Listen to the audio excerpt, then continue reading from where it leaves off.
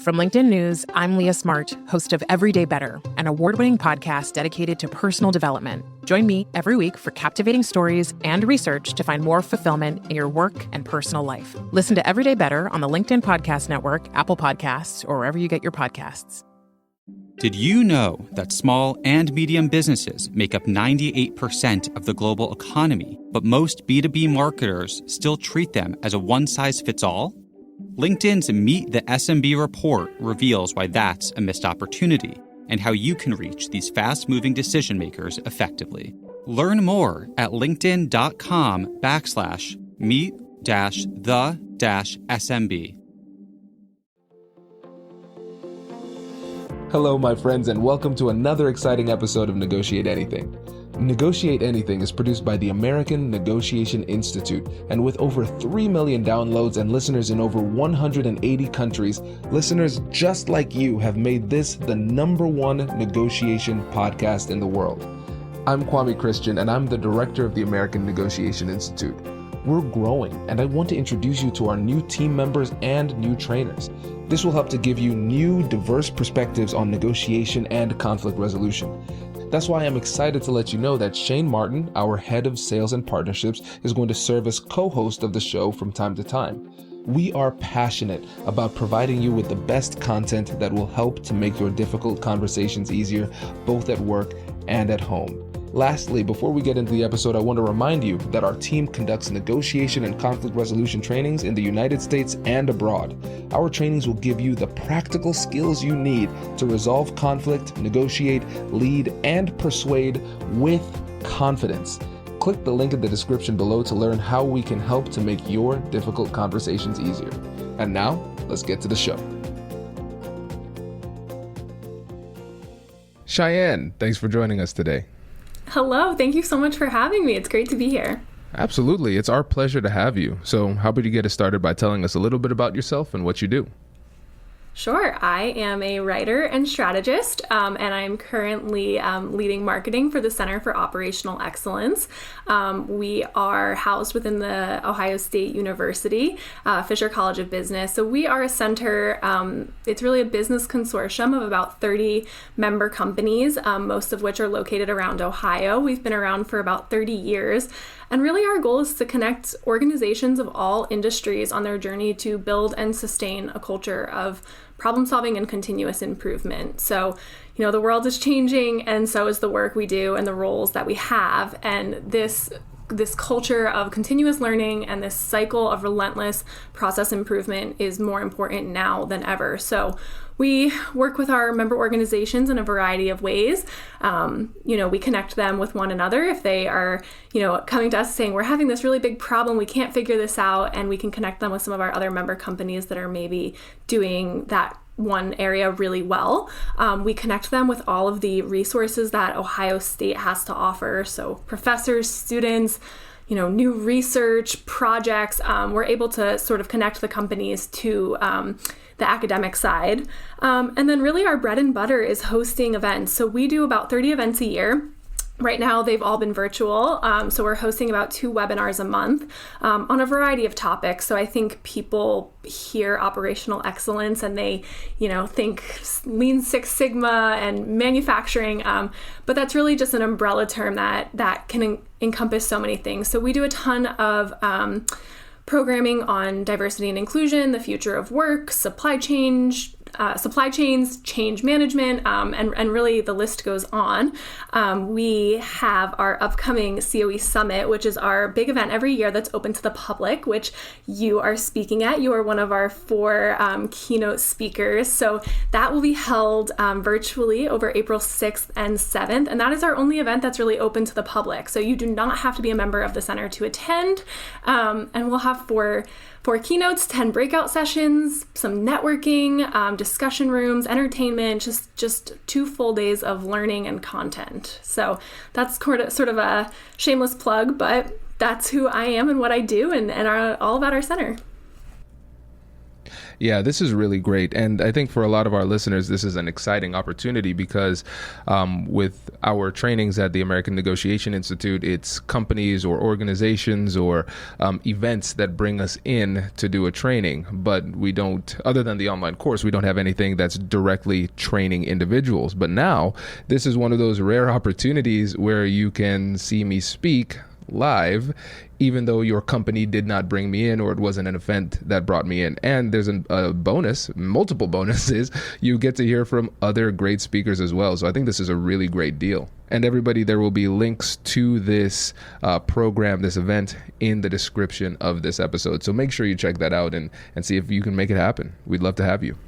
Yeah, we would love to have any of your listeners attend. It's a great opportunity to hear you speak. Like you said, you're speaking on like your true specialty, finding confidence in conflict. So it'll be a great opportunity to hear you speak. So listeners, today you are in for a treat because this is a reverse interview. Cheyanne is actually going to be interviewing me on topics that are adjacent to the keynote that I'm going to be giving at the event. So we're going to talk about communication, conflict resolution, persuasion, and the future of work. And I'm excited for this. So Cheyanne, you are the host. Go ahead and take it away. Sure. So I'm going to start off with a personal question. I'm so interested to know, how you got into this specialty. What about conflict management and negotiation, appeals to you, and where did that come from? Yeah, that is a great question. And I get asked this question a lot because it's a unique type of professional direction that I've taken this. So I'm a recovering people pleaser. I'm not afraid to say it. I'm a recovering people pleaser. And so for me, this journey of negotiation, self-advocacy, conflict resolution, all of these things, it really started from my personal journey, learning how to overcome people pleasing. And so for me, I discovered in law school this negotiation course. And it was the first time that I saw my love of psychology. My undergrad degree is in psychology. It was the first time I saw my love of psychology kind of displayed for a legal purpose in a way that was really clear to me. So I was really fascinated. And so I was learning more about these negotiation techniques. And I started to take advantage of some of these opportunities to practice. We had these practice sessions during the course, and I really enjoyed them. I started to do well in them. And then we had these negotiation competitions for the school. And so my buddy and I, we participated in that, and we ended up actually winning the negotiation competition for Ohio State's law school. And that allowed us to represent the school at the regional negotiation competition for the American Bar Association in Ottawa, Ontario. And we won that competition as well. And then we made it to the national competition of the American Bar Association negotiation competition, and we made it to the semis. And so after that, I was hooked. I was really hooked, Cheyanne, because this was a eureka moment for me, because it was the first time that I realized that the ability to advocate for yourself was a skill, not a talent. Through practice, you can get better. And it was eye-opening, and it really ties closely to our foundational principle at the American Negotiation Institute. We believe the best things in life are on the other side of difficult conversations. So whether it's business or personal, to a large extent, your happiness and sadness, success and failure is going to be predicated upon how well or how poorly you have these conversations. And so for me, my passion comes from the fact that I know what my life was before having this skill and what it is now after having the skill. And so for me, every day, it's just an honor to be able to help guide people as they improve this skill themselves. And our goal is to help people to live the best versions of their life at work and at home. And that's really what drives me. I love that. That's great. I think when people hear negotiation, probably not your listeners, but a lot of people think, just of salary negotiations at the start of a job or, going through a divorce and mediation. But really every day there's so many small negotiations that are going on. So I love the work that you do. And I also studied psychology in my undergrad degree and English. So I love the intersection of the human brain and how we communicate. I think that's so important. So thinking about a few things. So our COE Summit, we sort of have a theme this year, or a tagline, and it's operational excellence through a new lens. And to me, what that really means is we're looking at the topics we've looked at for years, but what's worked in the past isn't necessarily working in the present. What's working now isn't necessarily going to work in the future. So how can we bring a reflective piece to these topics and really think about how we move forward in this sort of new normal, which whatever that means, I think it's a buzzword. I don't know if there's ever going to be a new normal. So when we think of conflict management, when we think of negotiation, when we think about communication, what about those things are going to help bring us into this new future? What kind of skills do we need in those areas for this new world of work? Well, I think what we have to do is we have to recognize that these conversations, they are unavoidable. Difficult conversations are going to happen regardless of whether we want them to or not. So these skills are going to be necessary in the future, regardless of which direction the future goes. The other thing is that as we're changing, as organizations are changing, as cultures are changing, as cultures within organizations are changing, it's going to create a lot of ambiguity. And the only way that we can navigate that ambiguity is through clarity of communication. And we have to have people who are confident enough in their skills to actually lean in and have these difficult conversations so we can navigate that ambiguity and still connect and collaborate, even though we are in the midst of massive change. So the way I see it, Cheyanne, is that we're essentially renegotiating all of these things within our professional lives. We're renegotiating the company cultures. We're renegotiating the company structures. We're renegotiating the policies and procedures that apply to this new world of work that we're finding ourselves in. And the only way that we can be successful and maintain solid relationships is if we have these difficult conversations. These skills are more important now than ever before. Does your company invest in professional development training? If you believe that your team would benefit from a negotiation workshop, all you need to do is go to our website, fill out the workshop request form, and then we'll set up a time to chat. These workshops are completely customizable, and we've done them all around the country. Negotiation and conflict resolution skills are beneficial across all professions, but they're especially useful in procurement, purchasing, sales, sourcing, and contract management. Our calendar is filling up quickly, and we even have some workshops scheduled for next year. If you think you might want one, I'd suggest reaching out soon so you don't miss out. Check out the link in the description to learn more. And now, back to the show.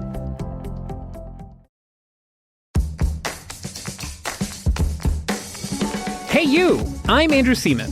Do you want a new job? Or do you want to move forward in your career? Well, you should listen to my weekly show called Get Hired with Andrew Seaman. We talk about it all, and it's waiting for you, yes you, wherever you get your podcasts. Small and medium businesses don't have time to waste, and neither do marketers trying to reach them.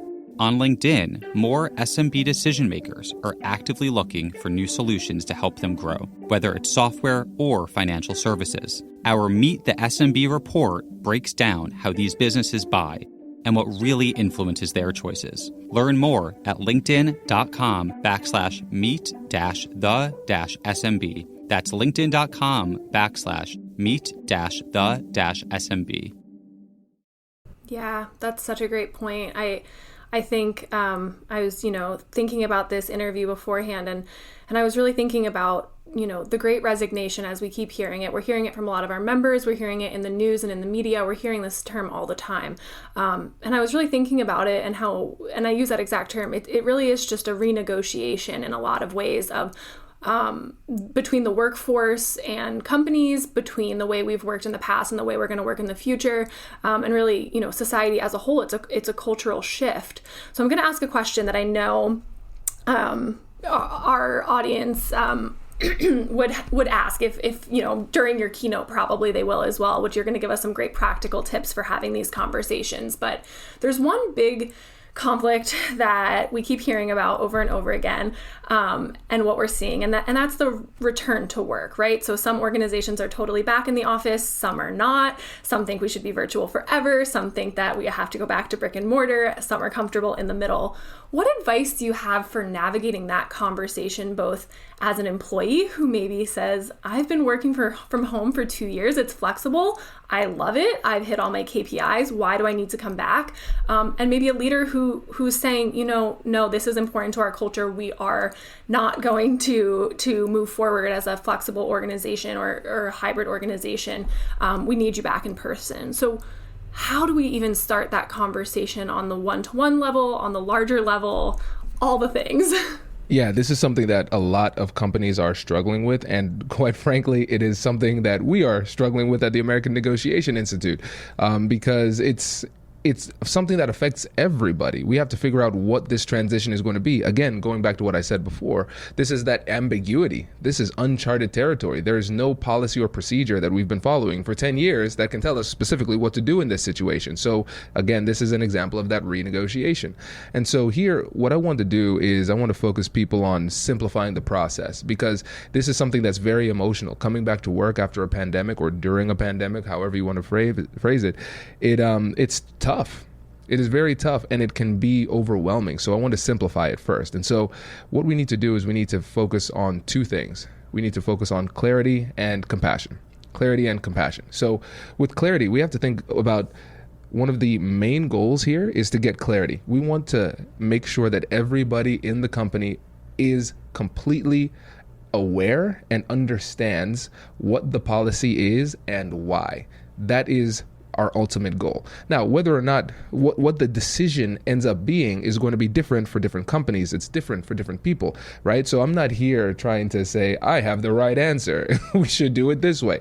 No, it's going to be different for different companies. But what I want people to focus on is that at the end of the process, there should be clarity. People should be able to figure out what the decision is and what that means for them. So that should be a quintessential element of the goal of these discussions about how we return to work. Now, moving on to compassion, we need to be empathetic to the people who are going through this, because regardless of whether or not we agree, everybody involved in this is going to be impacted in a significant way. And people care about this issue for different reasons in different ways. And so if we just focus on trying to figure out what the right decision is and what the answer is going to be and how we publicize that to the team and all that stuff, but we don't do it compassionately, if we don't take the time to be empathetic, if we don't take the time to show people that we care, we're going to miss an important part of the process. And one of the things I always say is conflict is an opportunity. Conflict is an opportunity. And here it is an opportunity to get a clear answer, to understand what we need to do to move forward, those type of things. I think that's the obvious side. But it's also an opportunity here to connect with the colleagues that we work alongside with. So it's very important for us to take this as an opportunity to show each other that we care. And we do that by listening and actually engaging in the dialogue in a meaningful way. This is tough. This is tough, and it's tough for everybody, but this is part of that renegotiation that we were talking about before. So it needs to happen, and I encourage people to have these conversations. But clarity and compassion, those are two elements that need to be involved in the process. And then the last thing I'd say is this too. We also have to negotiate for the decision-making process. How is the decision going to be made? Is it going to be a completely top-down process? Is it going to be democratic, which I believe is good for countries and nations, but not so good for organizations? How are you going to make the decision? That needs to be negotiated amongst the leadership, and that needs to be clearly articulated to the company as well. So those are the things that I think people need to keep in mind as we renegotiate this return to work. Yeah, I think that makes so much sense. I've done a lot of work in change communications, and I think you're hitting on something that overlaps there, which is, sometimes we have a change, not everyone's going to love it. I mean, a lot of us aren't, especially in the beginning, but the more you can communicate and help your audience get there, why we made this decision, walk us through that process, lay everything out, lay the good stuff and the bad stuff out. Here's how it's going to affect you, and here's the negative pieces of that, and we're going to call it what it is and not try to make it all smiles and rainbows. I think people feel so much more comfortable, less focused on the outcome, but more on the process. So on that note, I think conflict can be really good, which I think I've said, but how do you know when and why conflict is good versus how do you know when it's bad? And I don't mean bad in the sense of intimidating or difficult, but bad in the sense of unhelpful. We're not getting anywhere. We've sort of hit this stalemate. We're not achieving this. How do you differentiate that? And how do you know, when to walk away from that, or what do you do in those situations when it's not helpful?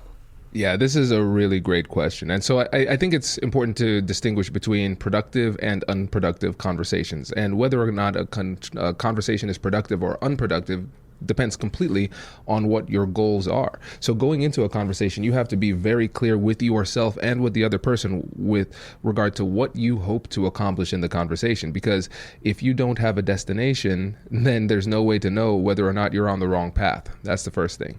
And so for me, there are two strategies that I employ if I'm realizing that a conversation is trending toward being unproductive. Strategy number one, I try to adjust my approach in order to make the conversation a bit more productive. Strategy number two, I end the conversation.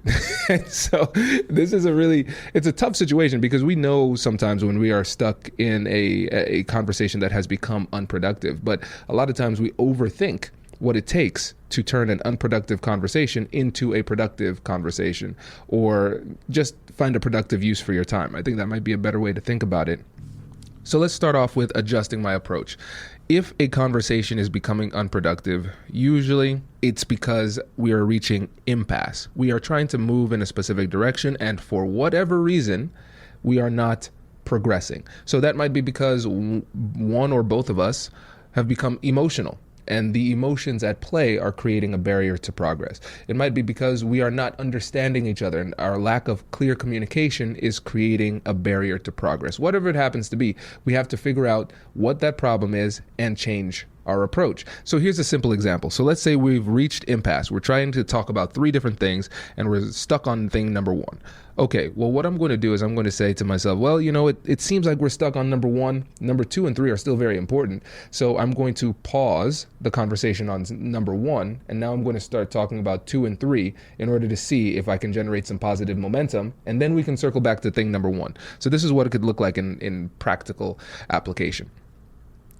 Well, Cheyanne, it seems as though we're getting a little bit stuck. And what I think might be helpful is if we start talking about this other issue right now. Let's talk about that, and then let's circle back to number one after we've made a little bit of progress on number two. Does that work for you? And then you might say, well, no, I really want to focus. I will have some more things to say about number one. Then I might say, hey, okay, let me know those other things, and then we can move on to number two and come back, right? That's the way that I would approach it. Now, in the other situation, let's say it's an unproductive conversation and I want to end it. The key here is to end it in a way where you don't seem like a jerk, and you end it in a way where both of you are able to save face. So you are allowing both parties, both you and the other party, to end the conversation in a way that allows you to leave with your dignity and self-respect intact. So you don't want to end the conversation and make it seem like you are scared or you're weak or incompetent or anything like that, because I know that's a lot of people's fears, and you don't want to make the other person feel any of those negative emotions either with the way that the conversation is ending. So this is how you do it. What I would do is I would say, Cheyanne, I think we made a lot of progress in this conversation, and I really appreciate you talking to me today. And so this is a very clear signal that I have come to the end of this conversation. So we're priming them with that subtle signal. But before we go, Cheyanne, I want to see if there's anything else that you want to say. And I'll give you the floor, because I don't want it to seem like I don't want to listen to you. I want the person to always feel heard. And so for the rest of the conversation, I'll just give them the floor. So I'd listen to you, and then I'd summarize what you would say using the empathy loop. Cheyanne, correct me if I'm wrong, but it sounds like you're saying X, Y, and Z. Is that a fair synopsis? Okay, great. Is there anything else you'd like to say? And then you might say, well, Kwame, what do you think about that?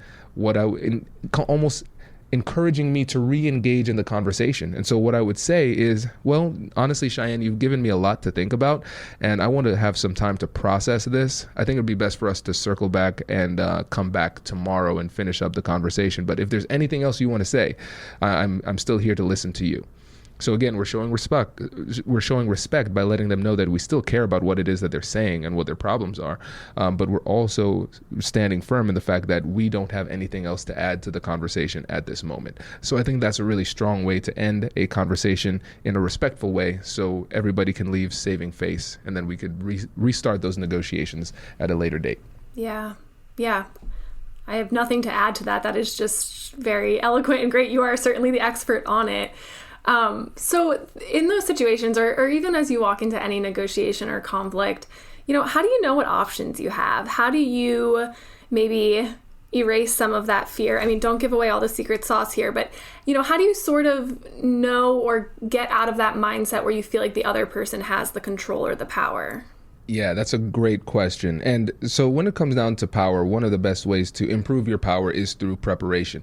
And I know the listeners of the podcast are going to say, oh man, I know what Kwame is going to say next. And you're right. That's exactly what I'm going to say. I am going to tell you about all of our free guides. So if you go to AmericanNegotiationInstitute.com/guide, you can get access to all of our free negotiation guides, how to prepare for your negotiation, how to negotiate as an introvert, how to negotiate for your next salary, those type of things. If you are more prepared at the negotiation table, it's going to make you feel more powerful and confident during your negotiations. This is really important. So even though in this case, I know we're talking about power as it relates to workplace-centered conversations, I think it's really helpful if we start to think about power through the lens of traditional negotiation, because they're more or less going to be the same, and it might be easier to see in traditional negotiation. And so when it comes to power at the negotiation table, one of the strongest sources of power comes from your alternatives. More specifically, your BATNA, which is your best alternative to a negotiated agreement. So, Cheyanne, it's really pretty simple when you think about it. If we're having a negotiation and what you're offering me at the negotiation table isn't better than my other alternative away from the negotiation table, I can simply say no. Because I know that without your help, I can just choose something else. It's like a salary negotiation. If you're offering me $200,000 and somebody else is offering me $300,000, I can negotiate with you pretty confidently and say no to your offer and ask you to do better because I already know that I have an offer for $300,000, right? So your alternatives are going to be a major source of power. And so one of the things that this highlights is the fact that you can improve your performance at the negotiation table by making moves away from the negotiation table. And so if you are at work and you're having a conversation and you don't feel like you have a lot of power, it's usually because you don't have good options. And so what you need to do before these conversations in your preparation, think about some potential alternative solutions other than the person right in front of you. Because if I'm negotiating with you, Cheyanne, and I know you're my best option, that means I need you. That means I need you. And there's an old saying in negotiation, the person who needs the deal the most loses. Because if I feel like I need you, I'm going to keep on compromising in order to get what you are willing to give me. And that's not a good place to be. So thinking strategically about how you can get better options before you even enter the negotiation is going to be a really important source of power coming into the negotiation. The other thing is there's within an organization, there's going to be power through hierarchy. And that's just a reality. You have to respect rank. Somebody might outrank you and their power might purely come through authority. And so what you need to do is you need to find your unique source of power. How have you made yourself indispensable over your time there? What unique information do you have or expertise do you have? Remember that going into those conversations, because a lot of times we forget. And so we need to remind ourselves of our value going into it. But we also have to give subtle signs of our value to the other people as well. And so you can respect their power while still being true to your power and letting them know that you have power as well. So here's an example of how you can do that. So let's say you and your manager aren't really on the same page with this decision that's being made or the path forward for the department. So in that situation, one of the easiest ways that you can signal your power through information is by saying something like this. Actually, that's a really good point, and I thought the same thing. And then I spent a few hours yesterday doing a lot of research and talking to other people in the organization, and this is what I found. And what I did there is subtle but really powerful, because you might be, so essentially what you're saying is, listen, I respect where you're coming from, but you also have to remember, I'm the person who's the boots on the ground. I did this research. I did more research. And so that should add to the credibility of what I'm saying. Again, it's subtle, but it does help to rebalance the power dynamics in a conversation. If somebody outranks you, but you feel as though you've done the research and you might know more than them in this specific situation. So really what it comes down to is preparation, making sure that you are taking a surveying the playing field and understanding who needs what, and also finding unique and creative ways to meet your needs other than the conversation right in front of you. Because again, when you are creative, you're creating more options, and the more paths to victory you have, the more likely you are to achieve a victory. And so that creativity is a really unique form of power as well. I think people often overemphasize the negotiation tools at the negotiation table, like the tactics and approach that you actually use during the conversation. Say this, don't say that, those type of things. Those matter, but we have to consider the things that we can do away from the negotiation table to rebalance the power as well. So I think all of those things are important as it relates to power dynamics in these conversations. I think it often helps to think about the negotiation table in a literal type of way. And a great book on this topic is called Negotiation in 3D, and it talks about the 3 dimensions of negotiation. So the actual conversation between me and the other person, that's one dimension. But then you also have resetting the table, which talks about creativity and deal structure. And then you also have the moves away from the negotiation table, which is about improving your BATNA, your best alternative to a negotiated agreement, by negotiating with other parties and finding other ways to meet your needs. So an example is sometimes if you don't like the negotiation table, you can reset the table, and so thinking about it in 3 dimensions helps you to be more creative with the way that you approach it, and helps you to find really unique sources of power that'll pay dividends during the negotiation. Yeah, I wish your listeners could see me like viciously shaking my head in agreement and just, mind blown. I love that. I have like a Post-it right here, and I wrote down like resetting the table. I think that is a really good metaphor, and it brings so many thoughts to my head, and I'm going to open a can of worms that we don't have time for, so I'll cut myself off there. So I'm going to switch it up a little bit with a different question. It's a little bit of a weird one. So you have seen a lot of negotiations. You have participated in a lot of negotiations. I would be intimidated to like go up against an expert negotiator, right? You seem like someone who probably keeps your cool pretty good, or at least on the outside. You've been doing this for a long time. What surprised you? Has there been anything that you've seen or stood out to you after all these years that sort of stopped you in your tracks and made you, I don't know, take a step back and rethink some things? I know that's a hard question, so no pressure. That is a really good question. And the first thing that came to mind for me was consistency. Because think about the name of this podcast, Negotiate Anything. We're at over 500 episodes. And the reason I called it Negotiate Anything was because I wanted to show people how ubiquitous negotiation is. We are defining negotiation very broadly. Anytime you're having a conversation with somebody, we are defining that as a negotiation at the American Negotiation Institute. It's really that simple. And so what's really been interesting is seeing the consistency of the principles of persuasion and communication in different realms. So we have people who are in procurement negotiating big deals for companies. We have people who are in diversity, equity, and inclusion who are trying to renegotiate cultures and structures within organizations. We have school teachers, relationship therapists, athletes, coaches, all of these different types of people from different industries and different backgrounds, different experiences, sharing their tools and techniques. And it's so cool to see just how consistent they are in so many diverse domains. And so what's been really fun for me to do is see strategies that would work in one area and bringing it to another area. So for me, as somebody who's done hundreds of mediations, bringing it to a procurement negotiation and saying, hey, actually the conflict that you're experiencing between these two people is somewhat like this. We can use this strategy, right? Because there's consistency there. And what's been interesting is that whether it's a conversation that you have with a loved one or a multi-million dollar deal that you're doing, the psychological principles are the same, more or less, right? Different context, same brain, just in a different location.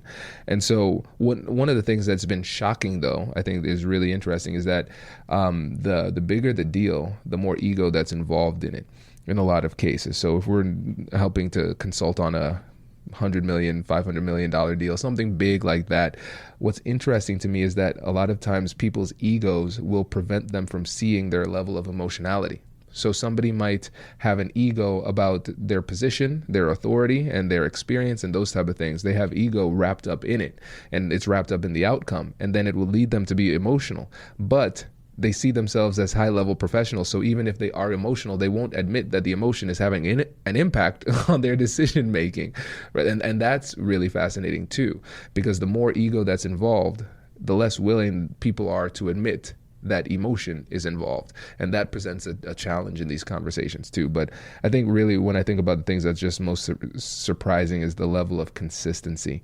And I think this podcast is great intellectual cross-training for our professionals who are listening, because even if you don't find yourself in these particular situations, you can pull out the underlying principles and find out how it applies to your situation. And that's really cool to me.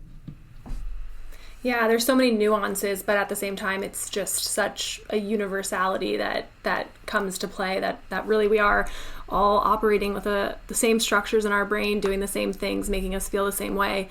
That's so interesting what you said about ego. How do you look at yourself and have a certain level of self-awareness to check your own ego? It's easy to see it in other people, right? Like, I'm like, you're bringing ego to the table. Like, we need to put that aside. But how do you see it in yourself so that when you're coming to the table for these difficult conversations, you can, you're going to be much more successful, at least, in these conversations, if you want to, find this mutual ground or whatever, if you can set that aside. How do you start to do that? Cheyanne, it's really hard to do. But it comes down to that word that you used, which is self-awareness. We have to become more self-aware. And as we develop our self-awareness, we need to also start to pay attention to patterns, because different emotions manifest itself in different ways. And for me, just to keep it simple, I consider ego tantamount to an emotion. It more or less functions in the same way psychologically. And so I need to understand when it is at play. And so I started to pay attention to these patterns. So for instance, okay, my stomach starts to hurt. Oh, that's pressure. So at A&I, we're hiring a lot of people. And I'm talking to the CFO, and I'm saying, wait, our payroll is now what? Per month? Oh my gosh. Okay, now my stomach is starting to hurt. Okay, that's stress. That's pressure. Okay, I understand what that is. Okay, Kwame's angry. Kwame's feeling as though his ego is threatened. I feel that in my shoulders and my chest. That's where I actually physically feel it. And then another interesting tell for me, Cheyanne, is that when I feel certain emotions like happiness, sadness, disappointment, those type of things, it's not hard for me to own that. But one of the interesting characteristics of me when my ego is inflamed or I start to get angry is I start to deny the fact that I am angry. Or I'm feeling anything. And so I just won't own it. And so for me, interestingly, me saying I am not feeling any emotion is a sign that I am feeling high levels of emotion, but you just have to be honest with yourself. It's a weird thing, but that is what it is for me, and it's going to be different for you. But what's most important is understanding that and understanding what it means, because in the moment there's a difference between facts and feelings, but they will feel the same way.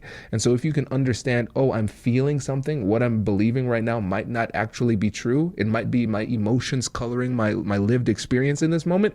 Then you can see the world with a much clearer perspective, and that will obviously have a significant impact, positive impact on your ability to navigate these difficult conversations. So I think it really, like I said, comes down to self-awareness and being honest with yourself about what you are feeling, why you are feeling it, and what it means for you in this conversation. The other thing that I think is really important here, Cheyanne, is the necessity for perspective. We have a limited ability to see things objectively just because we are biased in different ways. And so sometimes we can see things in others more clearly than we can see it in ourselves. And so, for example, with the consulting work that we do at the American Negotiation Institute, we're working with expert negotiators who are incredibly good at what they do. They don't bring us in because they are bad at negotiation. A lot of times they bring us in because they need a different perspective. And simply because we are coming in from that outsider's perspective, we can see things strategically in a different way that helps them to improve their negotiation outcomes. Here's another example. So I am a business owner at the American Negotiation Institute, but I have a business coach who helps me to be a better leader and make better business decisions. But what's funny is that she too has a business coach to help her business which is a coaching business, right? Because again, her coach gives her unique perspectives that she can't see because she is simply too close to the problem. And a lot of times we are simply too close and we need that outside perspective to help us. So it might be getting a consultant, it might be talking to a trusted friend, and it might be being really candid during the conversation or after the conversation and asking the person, how am I making you feel during this conversation? What is it that you think I'm missing in this conversation? Those type of things, because you'd be surprised with the intel you get when you simply ask for that information too, because they are seeing you and sometimes they relish the opportunity to tell you what they see in you. But that's really important too. It can be humbling. It can be really humbling, but it can make you better too. And that's why I think it's important to do it. If you have not had, I'm going to do a shameless plug. If you have not had Dr. Melissa Briggs Phillips on your show, you need to write her name down and do it. But she is an awesome speaker who's spoken for COE in the past. But I just attended a talk by her, and she was talking about very similar stuff, just how, she identified these 6 sort of types of people that you should kind of get that feedback from. The reliable narrator, the person who's going to be a little hard on you and give you definitely some criticism that may or may not be true, and sort of how you can identify those types of feedback and open yourself up for feedback to help increase that self-awareness. So she's wonderful, but I totally agree with you on that. Sometimes you just are too close, and I think we see subjectivity as a negative, right? And it's not, it's just a fact. We are always going to see the world through our lens, and we have to put in a lot of work to open that up and see it through compassion, through empathy, through understanding. So I know we are getting close on time, so I'm going to leave you with another big open-ended question. When we think about conflict management, when we think about negotiation, when we think about communication in 2022, is there a question that I should have asked that I didn't ask? Oh, I love that question. When I think about this, I would say that the biggest threat to effective communication today is the unwillingness to engage. People are just afraid to have these difficult conversations. They're afraid of failing. They're afraid of offending somebody. They're afraid of looking silly. They're afraid of being vulnerable and telling it like it is. So whatever it is that's holding people back, it's causing problems. And I think it's getting worse too, because we connect with each other so much digitally that actually having meaningful dialogues is becoming rarer and rarer every day. So to me, I think an important antidote for this is focusing on resilience, focusing on strength, because it's almost like it seems as though we are being trained to be more sensitive to insults, to offense, and things like that. But the reality is these types of things are going to happen all the time. It's completely unavoidable. So I think what we need to do is focus on being able to withstand those instances of offense and use those as teachable opportunities, so you could let somebody know, hey, I didn't take that the way that you might have intended. Let's talk about your approach here, right? But again, those are the kinds of conversations that people often avoid. But there are some serious issues that we have to address. There are problems or challenges that is ubiquitous just in the human experience. There are going to be challenges, and these are challenging times, right? But if we choose not to talk about the problems, that doesn't mean that the problems are going away. That just means the problems fester under the surface without being addressed. And if we do not address them, then they are going to mature into big problems, and then it's going to blow up in our face, and now we have a crisis. And so in my opinion, I think we have a crisis of communication because people are unwilling to engage, and they're unwilling to engage for a number of different reasons. But I think really it comes down to the fear attached with failure, offense, ostracization, whatever it happens to be, but that fear is going to hold us back from meaningfully engaging in these necessary and critical conversations. And something else, and I know this is a little bit controversial. It might end up being one of the most controversial sections in my upcoming book, How to Have Difficult Conversations About Race. I have this section there called You're Not Making Enough Mistakes. You are not making enough mistakes, because if you talk enough, you're going to make a mistake. That's just how humans work. It's not possible to be perfect. That's not realistic. And if you are not making mistakes, to me, that makes me think that you are not engaging in enough difficult conversations. That means you're not taking the time to talk to people who think differently, look differently, act differently from you, and you are playing it safe. And the thing is, people say that they're afraid of making mistakes. Okay, that's fine.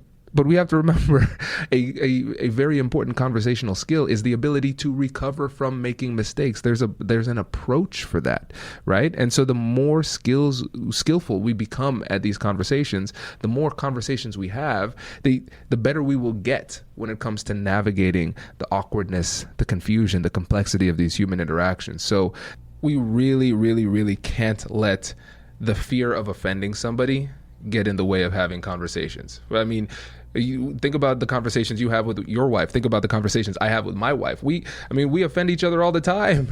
We don't mean to. It just happens. It's a natural part of every single relationship that we have. And so we can't let that fear hold us back. We need to lean in. And so I believe the answer is going to be having more conversations. We need to practice. We need to lean in. It's just like anything else. When you practice, you'll get better at it. And that's really what it comes down to. Having the courage and the confidence to have these difficult conversations. Yeah. I mean, it's so true. And I'm so excited for your book to come out. And I think, the piece that pops into my mind is trust.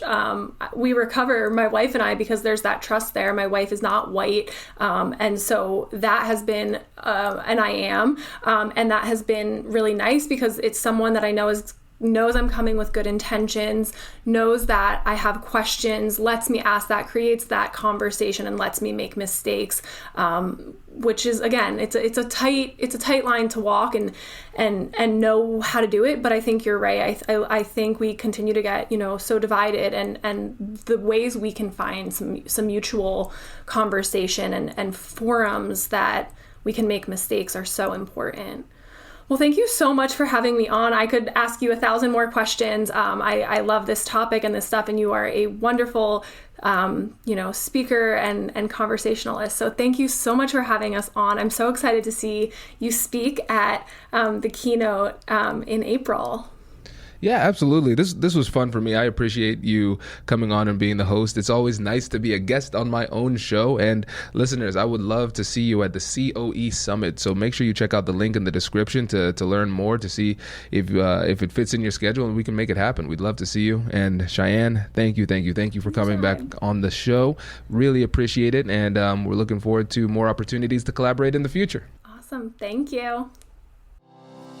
Congratulations! You've just joined an elite club. By listening to a full episode, you're now officially on the Negotiate Anything team. So welcome aboard. What most team members do is they subscribe to the podcast because that allows them to automatically get the latest episodes of the show. The best things in life lie on the other side of difficult conversations. Keep learning, keep practicing, and keep getting better. Your relationships will improve, your career will soar, and you'll have the confidence you need to get the most out of these crucial conversations. Again, thank you for joining the team. We're excited to have you, and I will see you in the next episode. I'll catch you later.